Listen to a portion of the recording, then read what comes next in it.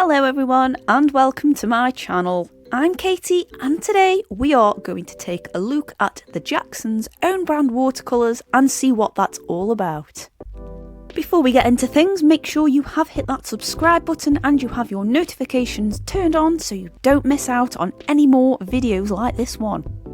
So yes, why did I try these? Well, there's a couple of reasons really.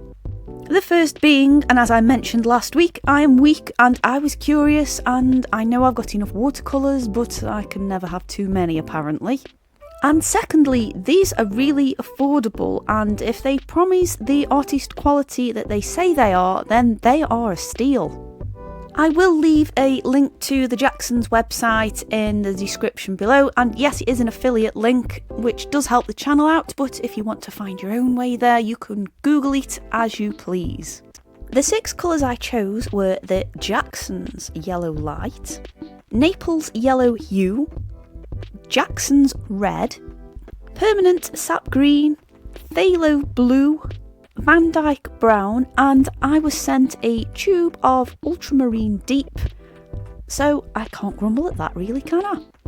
And prices for the paints start at as little as £2.40, so you can see why I went for that. I also picked some primary colours, which are the yellows, the reds and the blues, and I thought I'd try one of the greens, the Naples Yellow, because I always think that's kind of handy for skin tones, as well as the Van Dyke Brown. I did a little wet and wet swatch just to see how they travelled, and not as fast as the Quar, but some pigments did move quicker through the water than others. I also get the feeling that that sap green might be a bit of a granulator as well. All in all, I'm pretty pleased with the colour payoff and they dried pretty much how they went down, so that's always a good thing. The paper I used for this was the Art Space watercolour pad and it is 300 GSM and it was featured in an Upcrate box. I think it might have been the December one. I'm not really one for textured watercolour papers personally, but I thought if I was going to see how these paints developed and worked on paper, a textured one would be a good way forwards. I used the Phthalo Blue and did a wet and wet just so I would have a nice even coverage, and I was really happy with how that worked out, and I went in and introduced that sap green.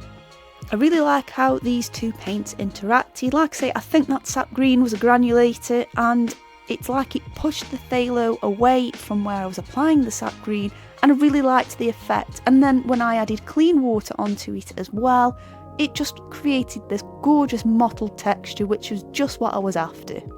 Now, oddly enough, I have been complaining lately that my paints, any medium that's wet, has been drying far too quickly, but that was not the case today, so I don't know what that's all about.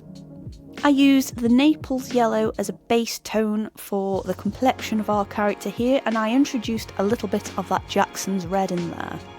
And that's just to give her a little bit of colour in her cheeks.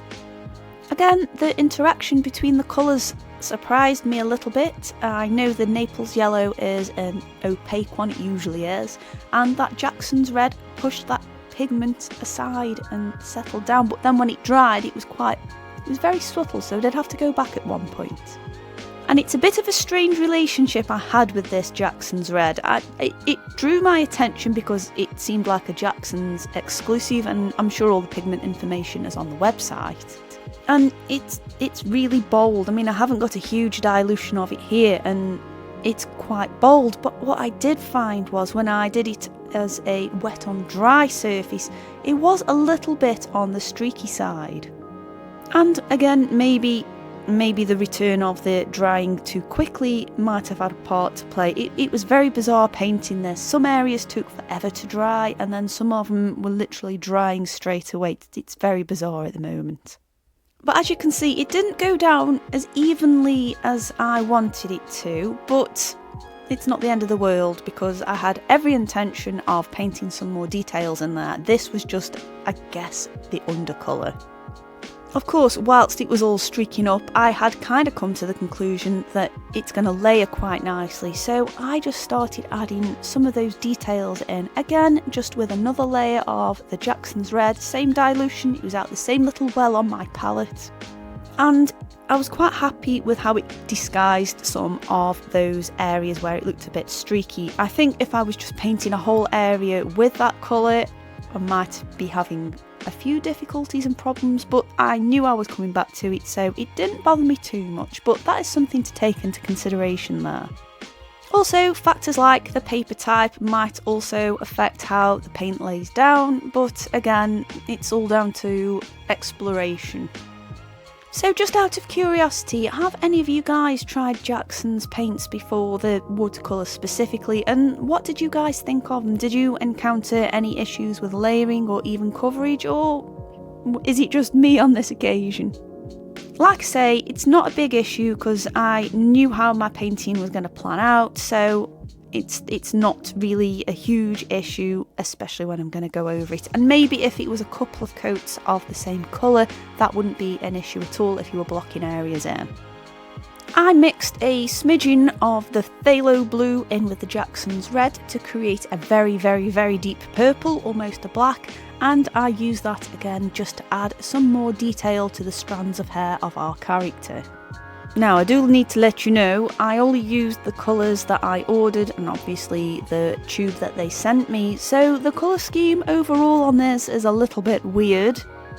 But my intentions with buying these paints was to just add them to a lot of loose pans that I've got. I'm slowly building up a little palette set of my own. So when I use them again, I'll obviously have more cohesive colours to use with it, but at the moment it's only these 7 colours I've got, and those are the only ones I worked with. To create a deeper skin tone, I added a touch of the Jackson's red to the Naples yellow. I just added a little bit more to create this shadow on her face and just add some of those details in, gradually building things up. One of the nice things I did note with these paints was that when I put a lighter colour next to an area that I painted in a darker colour, there was no bleeding and none of the other colour came back to life or was reactivated in a way that it would affect the painting. With certain pigments and certain watercolour brands, that can happen and that can be really annoying, and I was half expecting these paints to do that with them being a little bit on the cheaper side, but no, I was really happy with that. Now, comparing these Jackson's paints to the Quo watercolour paints that I used last week, there is quite a big difference there.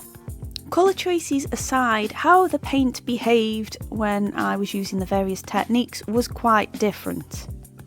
Obviously, the colours didn't flow as rapidly as they did with the Quo ones, but with a bit of work, they mostly applied evenly.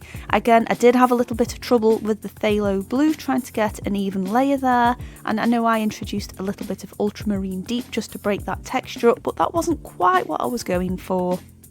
And when it dried, I just didn't feel like I could quite get it to behave how I wanted. Again, maybe with several layers that would change, but this was an area I wanted to block out, and because of the textures that were occurring, I did have to improvise on the spot and exaggerate those textures a little bit, but if it was up to me, I perhaps would have kept that smooth, worked on a gradient, so it would have stood out a little bit more from the background because we do have a similar texture going on there.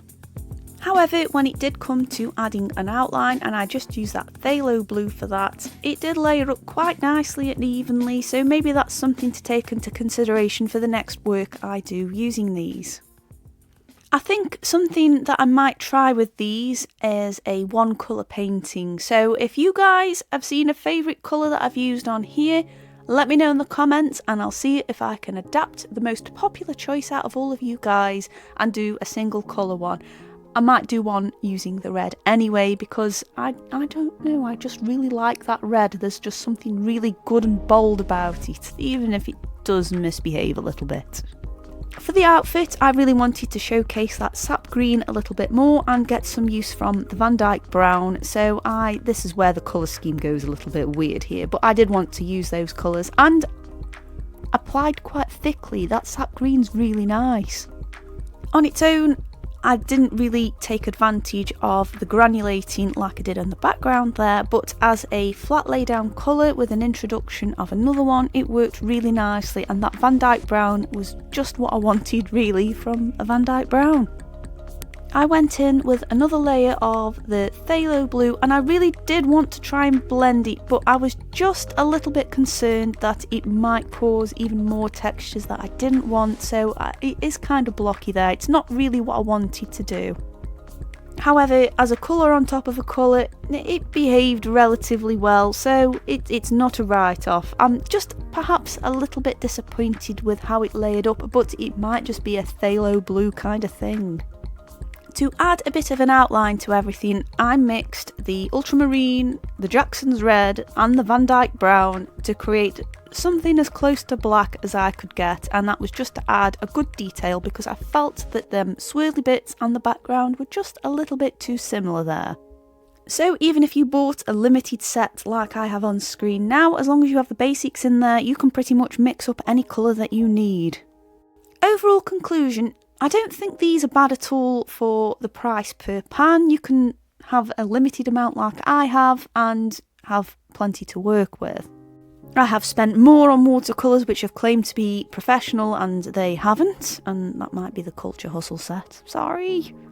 However, if you were replacing colours in a pan set, these would be ideal, especially if you were at a pinch, and they were quite pleasant to paint with. Overall. However, this is just my opinion and just based off this one experience only, and I would love to hear what your thoughts were in the comments. Again, if you have tried them, let me know, and let me know what your experiences were and whether you'd recommend them or not. I quite like the colour payoff though, even if the consistency was a little bit hit and miss at times. But there we have it. I do hope you found this video useful, and I hope that it's sort of satisfied a little bit of curiosity around these paints. And if you haven't already, please make sure you've subscribed because I've still got a couple more supplies from Little Jackson's haul to work through. As always, thank you so much for watching, and I will see you all on the next video.